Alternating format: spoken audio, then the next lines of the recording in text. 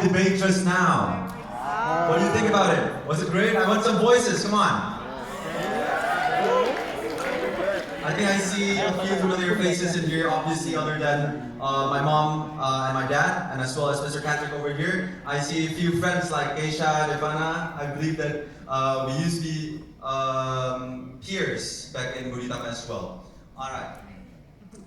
Anyways, I actually find myself being a bit nervous, frightened, and anxious as well the moment I came up on this stage.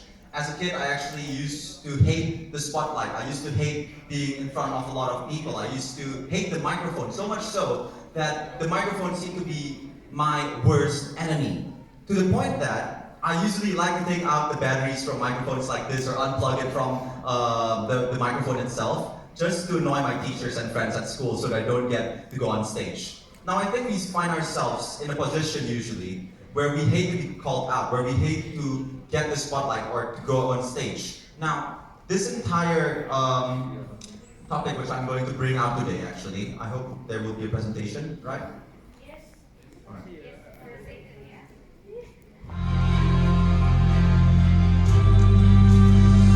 Alright, anyways, I think you should take a picture over here, I guess. It's a bit embarrassing. Anyways, there will be another presentation which I would like to bring out later on. Thank you so much.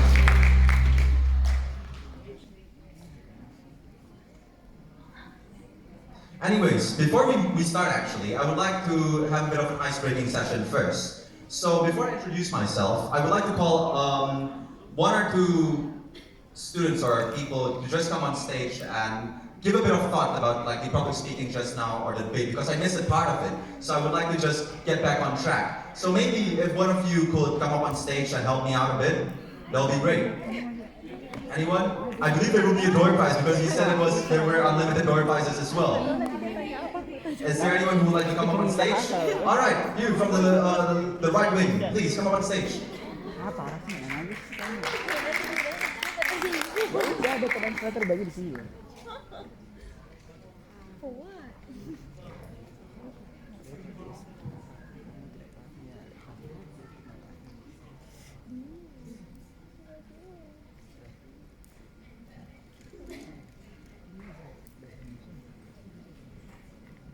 Hi, how are you? Pretty good. How about you? Very great as well. I think I missed a bit of the debate and the public speaking just now. My name is PHANUEL, obviously you could see in the back of the screen. What's your name? My name is Aura. Alright, since I missed a bit of the debate and the public speaking session just now, I would like you to kind of like recap a bit what has been going on and what are your thoughts about the debate about the public speaking. Let's about the debate motion. What was it about? No, I'm actually like to be a concerned in the public speaking at the start of ceremony or moderator making. Alright. So, what do you think about the teams which were on stage just now? Which one do you think will win? Will win the debate, obviously. Oh my god, it's like, I'm actually one, so like, I'm so nervous in here, but can you reply the question for me? Alright, so this might be a bit biased, obviously, but I would just like you to give your thoughts about the debate just now, and maybe which team would most likely win, according to you, and why? Oh, in that team, in the last debate. Oh, the last debate, oh my god, it's so amazing. Like, I just like a very amazed that, oh, the English is so fluent and he's so what is it, like, so very confident to express their opinion or etc. like it. Alright, that was a very solid argument or answer from you. Thank you so much. You will go back to your seat. Thank you very much. Maybe like to take a picture. Oh, yeah, sure.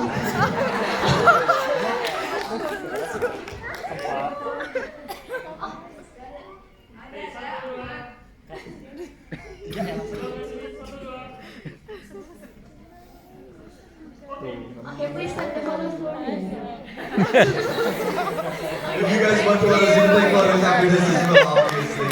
Alright. So, without further ado, actually, let's get right into the topic. So, I would like to introduce myself a bit because some of you here might not know me before. And I might sound a bit foreign because I get that a lot. But we're going to be talking about, not about something freaky, it's not about freaky over here. It's about speaking up without freaking out, not without freakiness or anything like that. Alright, let's move on to the main topic of the presentation. Please, next slide. Alright, so my name is PHANUEL. I'm 17 years old. I'm from Yogyakarta. I'm from SMA Budi Utama, and I will be continuing my university studies, most likely at the University of Toronto. It's still undergoing process, I'm accepted, but I need all of your support and prayers over here that everything will go according to God's plan as well. Anyways, here are a few of my hobbies. I love teaching, and I love tutoring as well. It's my passion, and I share this passion with a lot of other people in here as well, I believe so. And back at school, back at SMA Budi Utama, I established the Budi Utama Society of English Debaters, or BASE, and I've been teaching debate at MUN for the past 1 or 2 years in SMA Budi Utama. And for my hobbies, I really love football as well. I'm sure most of you in here might know the football team Real Madrid. Any of you in here are a Real Madrid fan, just like me? I see one in the back over there, I see in the front as well. Alright, a lot of Real Madrid fans over here. So, don't be a coward if you know what it means, alright? Anyways, that's a bit of my hobbies. Any questions actually? It could be personal, it could be about anything, about myself, let's say, but what hobbies I share with you, perhaps. Are there any questions which you would like to ask me first before we start? It's just going to be a very engaging public speaking today. Any questions? No? You don't want to know more about me? Really? No. But you want photos with me? Okay, you have a question? Yeah, sure. How did you start rolling? Alright, that's actually a great question to start with today. So, I've actually started speaking English ever since I was, obviously not when I was like, right off my mother's womb, alright? My mom's here actually, so I can't say that. But anyways, I started learning English when I started picking it up about like 2, 3 years old. So it's actually like my first language, although I live in Yogyakarta.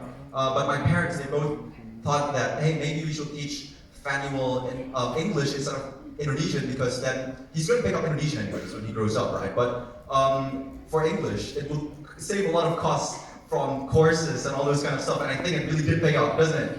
Anyways, that's how I started to speak in English, and I think moreover, I've also started my elementary school all the way to my high school were mostly in international schools as well. So we also speak English in there. In Budi Utama we speak in English, Mandarin, and Indonesian. And yeah, I hope that answers your question. Any other questions? Perhaps? No questions, all right. Then maybe let's move on actually. So here you will see my mom, my dad, they're both here today. Say hi to them maybe. Hi. Alright, and obviously we have Mr. Patrick as well. He's my English teacher in Budi Utama, and I wouldn't be here if it wasn't for him. So let's give him a round of applause first. Anyways, I've got to be frank with you. I hope you're not surprised with this. But this is my first time as the main guest speaker in front of, I would say, a medium-sized audience. So I hope this is the first of many, because previously I've only been doing this competitively, and I really do hope that it will all go well. Anyways, let's move on to the main topic in here. Why does public speaking matter? So why does it actually matter? Why do I even have to learn about public speaking? I mean, I have the right, the choice to just say no and pass on this opportunity to not actually want to speak in front of a large audience like this, right? Public speaking is a choice as well, obviously, but it is a skill, a fundamental skill everyone needs in life. Let's start with the very basics first, right? The human voice. It is the single instrument which we all can play and can control. The human voice, it's very powerful. Powerful enough to declare a war, but also to say the 3 words, I love you. Now, maybe you might be thinking about your crush right now in your brain, and really, ironically speaking, it is easier to say something controversial, which would start a war perhaps, like World War III, than to actually confess your love to your crush. So maybe, if that is one of you in here, then this is all for you. Anyways, John F. Kennedy once said, the only reason to give a speech is to change the world. And the only way by doing that is by speaking up. And if you can speak up, then you can influence a lot of people. When you can influence a lot of people, you can start to change lives. How cool is that? Obviously, the only reason why people want to go up and on stage to give a speech, let's say, is when they have something really important to say, that they want other people to notice as well, that they want other people to believe in as well. And that's why public speaking is very, very fundamental in our lives. used in nearly every single workplace where you go to, and it's a skill which a lot of companies are looking for, but we're not talking about, hey, we're learning about public speaking because we want to get into into large business. We want public speaking because it's a way for us to actually be our own leaders. The only way you are able to become a leader is not by asking other people to believe in you. It's by making other people believe in themselves. So that's the main thing about public speaking to me. It's not about making other people believe in you, but it's about making other people believe in themselves. And by doing that, you, in and of itself, become a leader, not just for yourself, but for other people as well. Anyways, next slide, please. All right. Maybe some of you in here might not know the word glossophobia. Glossophobia is the fear of public speaking, basically speech anxiety. And I'm very sure that all of us in here has this phobia as well. It's something which we all share. Maybe you might say to yourself that, hey, I don't feel anxious whenever I come up on stage. I mean, I must be honest. Frankly, quite frankly, I'm anxious right now. But maybe you don't see it, because I don't focus the fear on myself. More or less, fear is not a flaw. Fear is just misplaced focus. It is normal to feel frightened when you come up on stage. It is normal to feel frightened when we want to do something which has a lot of stake, right?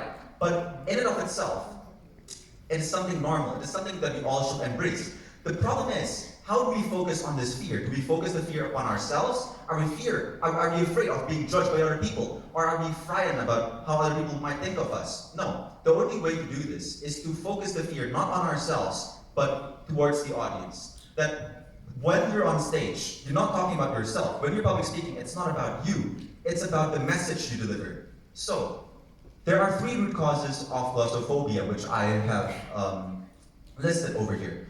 I've got to be frank, once again, the whole night previously, I was indulging myself, binge watching not just movies about public speaking, and quite frankly, I can't find much, but I was watching a lot of TEDx speeches. And from those TEDx speeches, I could actually trickle it down to the 3 main things which causes glossophobia. So, the 3 root causes. The first one is the fear of judgment. Let's move on to the next slide.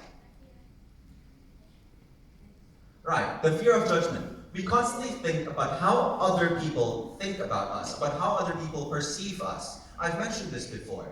This fear makes us self-conscious and hyper-aware about what we do, about what we say. So instead of your brain thinking just once or twice before saying something, it goes through thinking like 3, 4, 5, 6 times before you say something, and it comes out to be wrong. It comes out to be, usually there's a phrase, right, for this situation. It is that when you say something, then you tell to yourself that, hey, that doesn't sound right like what it did in my brain. And that's basically the hyper-awareness of your own body, because quite frankly speaking, your body is actually perceiving everything around you so much more than your brain itself, more than your eyes can see. So, when you're fearful, right, when you're frightened in front of a lot of audience, let's say, when you're super hyper-aware of what you say, that's when you feel the pressure to become perfect, and that leads to the second thing, which leads to glossophobia.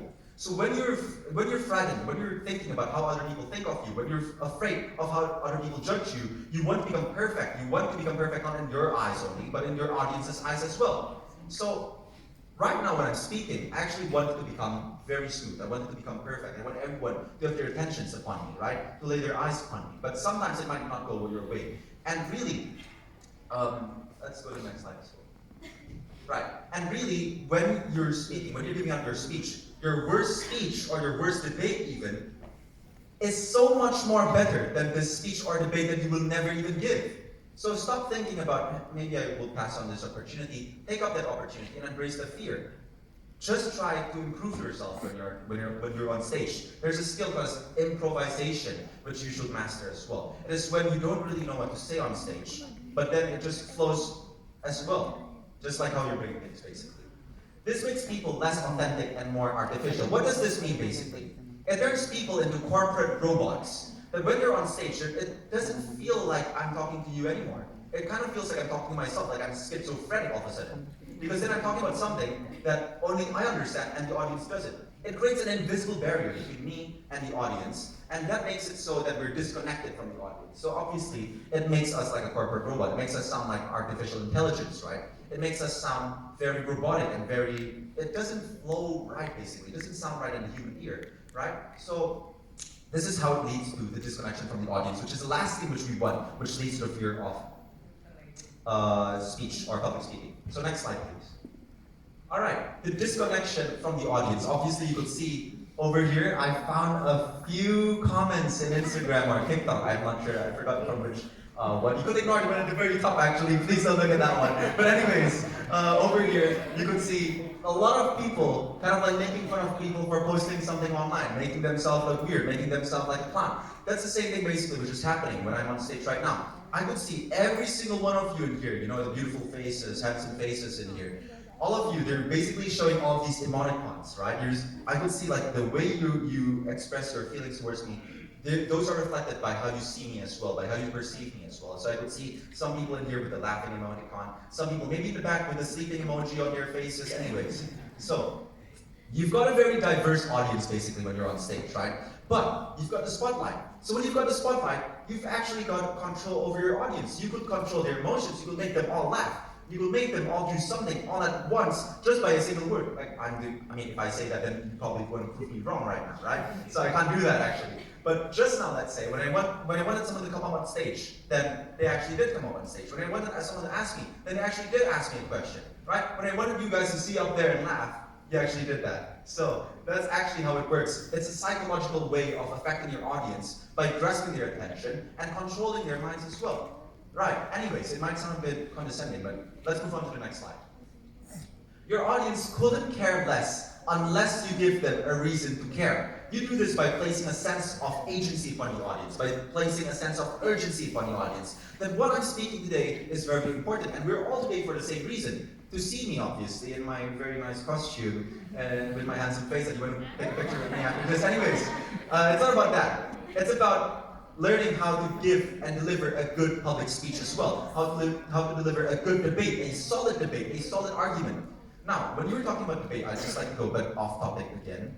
When you're talking about debate, you shouldn't be afraid to be swayed or to be moved by a good arguer. You should be afraid to be swayed by a good argument. And that's what I mean is by presenting an argument. If you're the arguer, you must present your argument in such a way that it is flawless, that there are no holes basically, that there are no way to rebut it anymore. So how do we do that? Next slide, please. Not next slide, sorry. Yeah.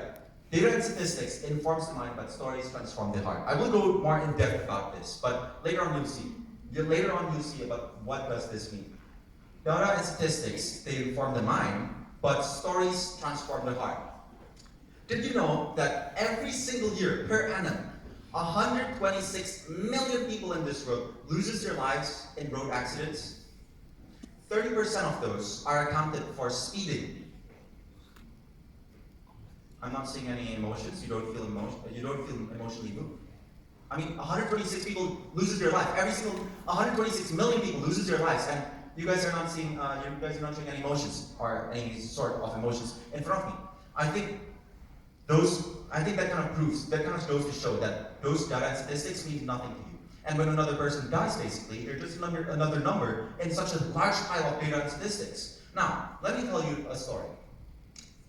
I used to have a friend in middle school. He wanted to become an athlete. He's really good in basketball. He's really good at playing basketball. He wanted to become an athlete. He's the only son of two lovely parents, actually. And they put all of their hopes, these parents, they put all of their hope onto their only son, which wants to be an athlete. He had a dream. He had a plan, life ahead of him, a whole future. He told me once, when I was talking to him one-on-one, he told me about his dreams in the future, about even the type of girl he wants to marry, even the position he wants to play in basketball. I mean, he's not that tall, but he wants to become a basketballer, right? He wants to be a baller, and he's really good at playing it. But one day I received a message from my friend that he got into an accident. And when I called him, he's not there anymore. He didn't even pick up my phone. He ignored me because he passed away. He has an entire future life ahead of him. His parents' only hope and dream was with him, and he died along with it. So now you feel he passed away. I'm sorry, he passed away because of speeding, right? Motorcycle accident, and that kind of moves the heart as well. That's what I mean by the data and statistics only informing the mind, but stories transforming the heart. So let's move on to the next slide. Those are the three things which leads to glossophobia. I would like to explain further on how to actually ace it now, how to actually overcome your fear, how to step over it. And that I do by using the 3C formula. So maybe if you could go to the next slide about the C3 formula. All right, the three pillars of the C3 formula. I'm pretty sure some of you here might have heard about this. Confidence, clarity, and connection. Those are the three things that you should pay attention to when you're speaking in front of a large audience or a medium-sized audience, let's say. So we could move on to the next slide again. Let's talk about confidence first. Right, confidence. You basically speak with belief in yourself and the message that you deliver. You do this by actually taking a lot of research, taking it all in and understanding what you're going to present, right? You do this exactly by your research that you did the night before, basically, the rehearsals that you've done before your presentation or before your public speaking, right? Now, here are my 5 cents. Here are my 5 cents and how to actually ace it. Firstly, you must understand the content well. This is, I think, the most basic thing. It's like laying the foundation of your public speaking, right? Or laying the foundation of your debate. You must truly understand what you want to say, when you want to say it, and where you want to say it. So by doing so, you must do a lot of research as well, obviously, the night before. It's like laying the foundation, like laying the cement foundation, basically, your own public speaking, right?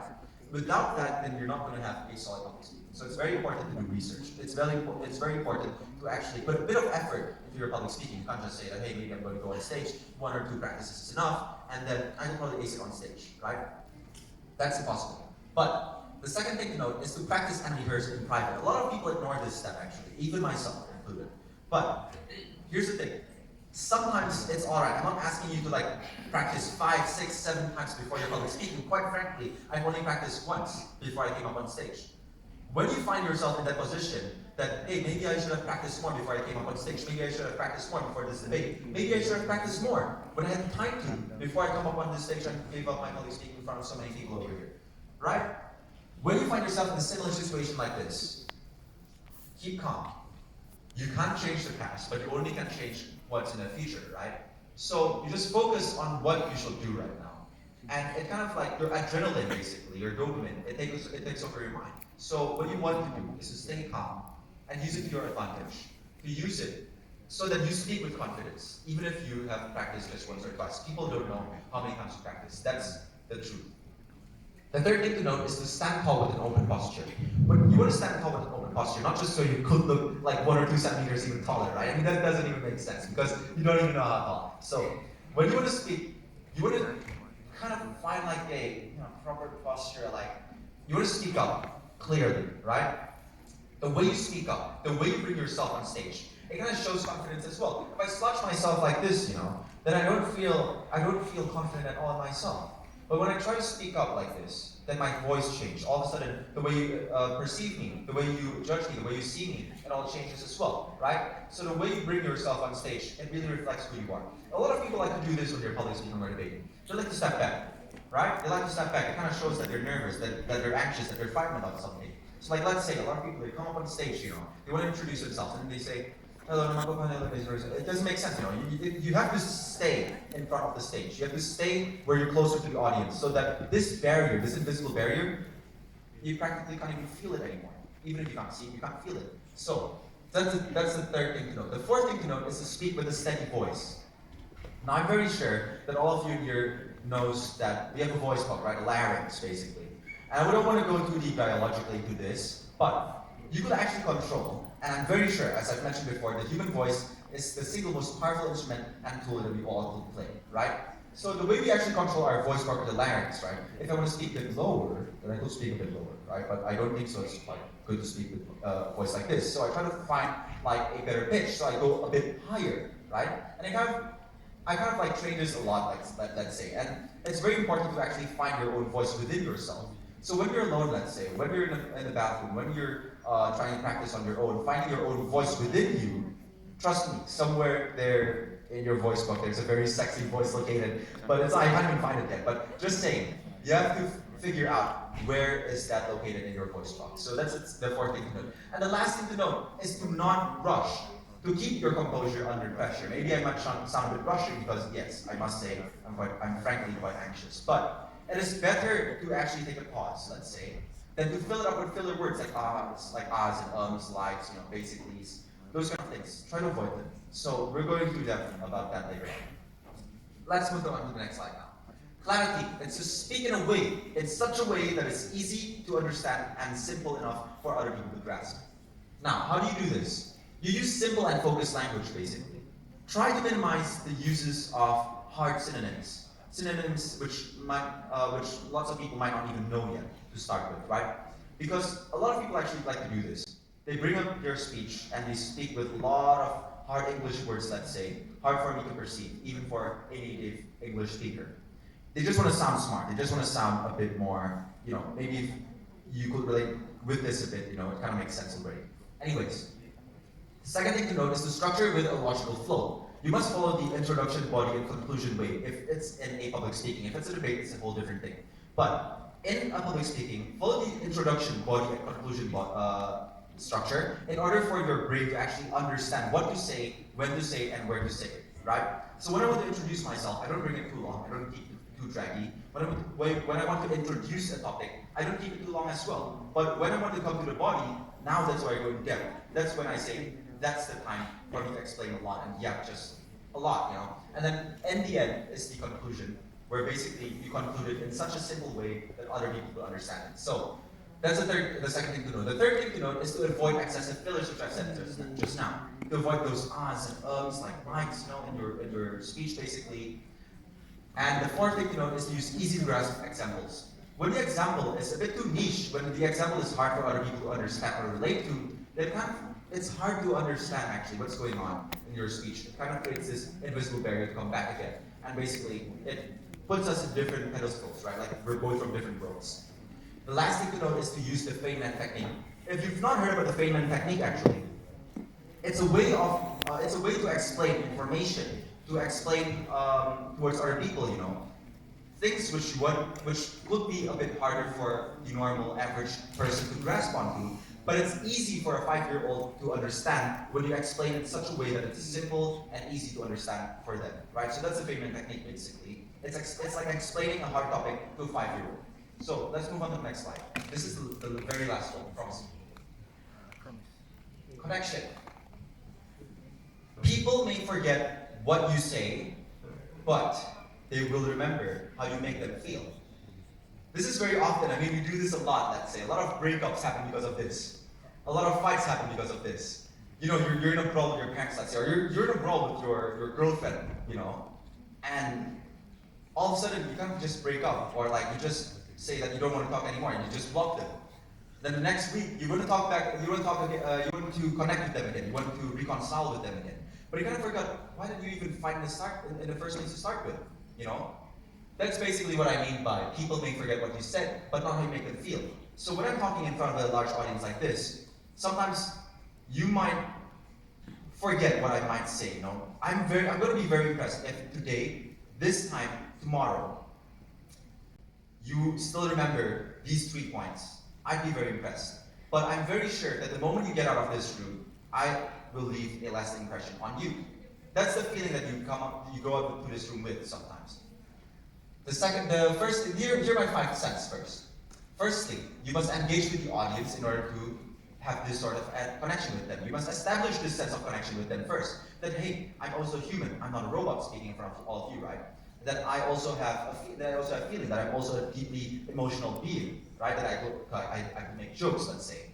The second thing to note is to express genuine emotion and use more storytelling over data. I've mentioned this before. We humans are deeply emotional beings. And regardless, some people might be swayed by data and statistics, but in most of the cases, most people are swayed more by storytelling. Those emotions which touch the heart, because deep down, even for a stoic person, a person with a stoic nature, they have a soft spot. And you must know how to hit that soft spot in your audience.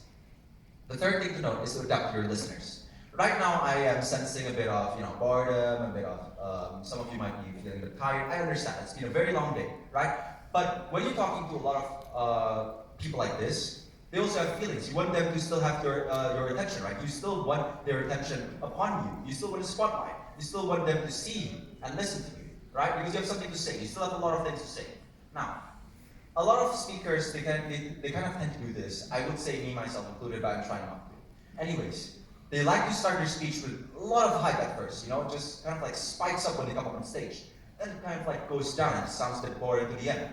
And then no one kind of remembers anymore what they're saying at all. So, what I mean by that is you must adapt your listeners. When it's starting to become a bit boring and a bit tiring, you know, then you must stop for a while, pause it, and then grasp the audience attention first, right? So far, are there any questions actually? No? All right then, let's move on. Now, the fourth thing to note is, back one slide, yeah. The fourth thing to note is to speak from the heart. When you speak from the heart, you actually speak with confidence because then you believe in it.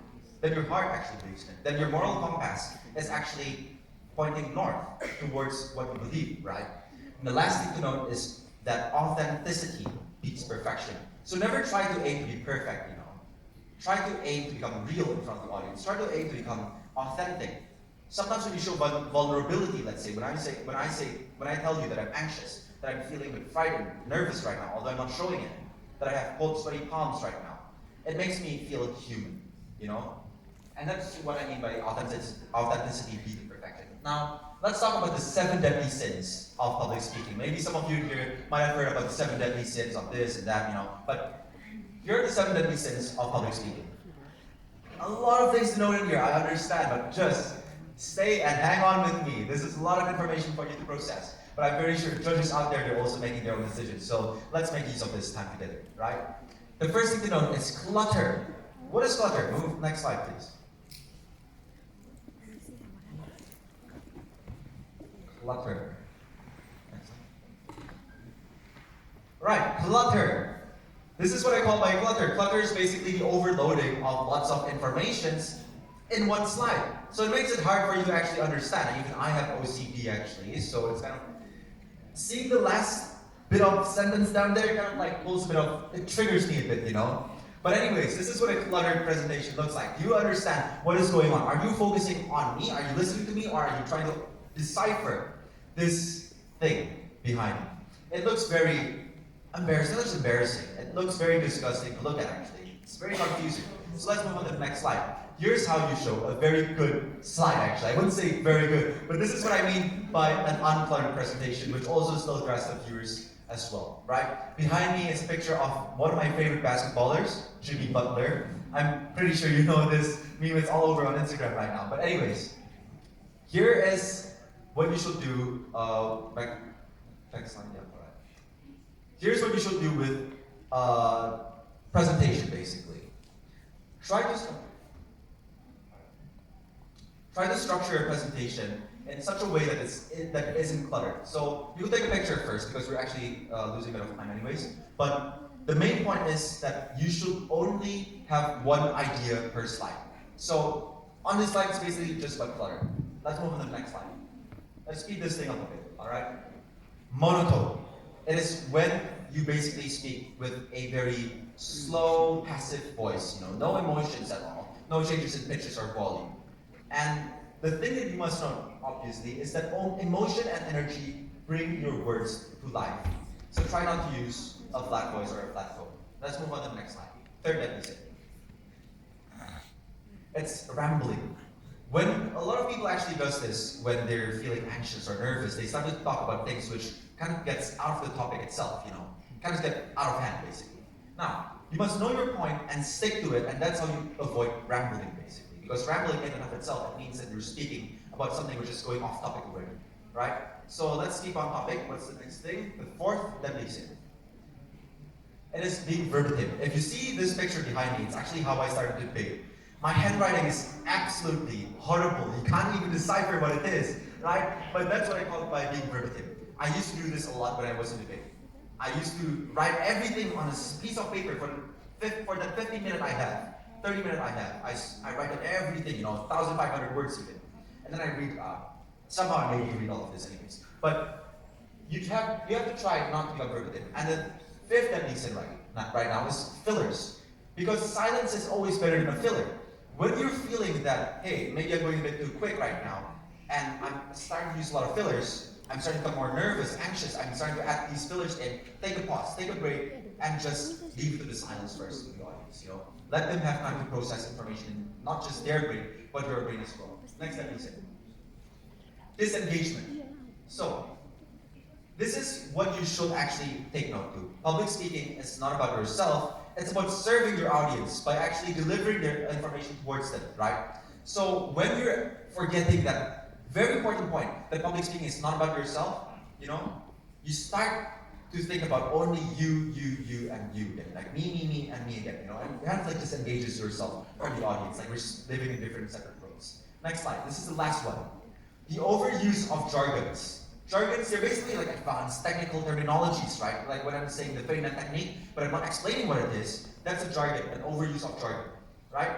Now, you must always try to keep your speech very easy for the audience to understand. When you use too much jargons, you sound a bit cold, a bit confusing, arrogant, or even elitist even. It makes it so that you want the audience to think that you are smarter than them. That's not how it should be. We are equal in this room.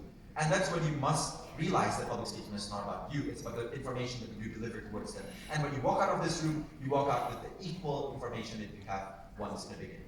Next slide, please. Those were the 7 deadly sins. Now let's wrap it up. What makes a great speaker? I think it's better for me to just explain it than ask a question, actually. So you guys will actually understand. This is the conclusion slide. So the 3 things that you should note now from the C3, basically, is that you must always be confident when you deliver a public speech, right? When you deliver a speech in front of a large audience, let's say. You must always remember that you should believe in what you say, in what you mean, and in yourself as well. Second thing to note, keep it simple, right? Always make it very, very clear and concise for the audience to understand as well. Pay attention to the clarity. And the third thing to note is connection. The speaking, when you're speaking basically, you're not just talking about yourself, talking to a large audience. Try to say it as though you're talking to a friend, And the last thing to note over here is to avoid the use of the 7 deadly sins of public speaking, which I've mentioned before, right? Always keep it focused and keep it human. So don't try to be perfect, try to be human. Try to be real, try to be authentic. Because authenticity always beats perfection. Next slide, please. And I think I'm actually losing time in here, so let's wrap it up. Since we finished all those things, I hope that you could understand. I hope you could really understand, process this information, and implement it into your daily lives as well. So, are there any questions or answers before we close this? Sure. Come on, right. First, thank you for the presentation. I think that's really helpful. What I'm really asking is about how do you deal with emotional barrier when you're speaking in public. I mean, in my case, I don't have any problem when I speak in public, especially during the happier circumstances like speaking during the ceremony or graduation, or like this occasion, I'm watching a wonderful event. However, there are moments when we are forced to speak in public in really awful conditions. Let's say that you're inside of a courtroom and you have some sort of law problem, or you have a serious family problem. And there is also a person that you don't like or you fear. How do you deal with this emotional barrier? And what is the best way to control the emotions so you don't suffer from breakdown or lashing out at someone? Please, I need you. That's actually a very solid question. I really love that question. Let's give a round of applause first before I answer. Anyways, the way you regulate your emotions when you deliver your speech, that's actually very important. That's why I really love this question.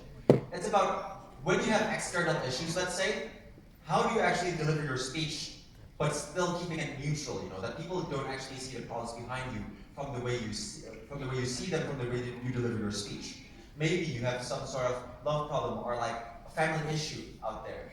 How do you actually regulate these emotions? How do you keep it in and not transfer it to what you actually want to say, right? A lot of people, maybe you see this in courtroom issues. Like, I think there was an issue in Malaysia back then, you know, yeah, I'm very sure some of you might pick up that reference as well, when, I forgot who was the name of this person, but he was part of the Malaysian parliamentary, actually happens in DPR as well, but in Malaysian parliamentary this happens quite often anyways. They tend to lash out a lot, they tend to bring their emotions into their speeches as well. How do you regulate these emotions, and how do you keep it away and separate it from the public speaking? In and of itself, that's the answer. You separate yourself from the external world. When you're in a public speaking, when you're in a courtroom, you focus on the issues which are in that room. You focus on the issues which are presented to you on stage. You don't focus about what's going on outside.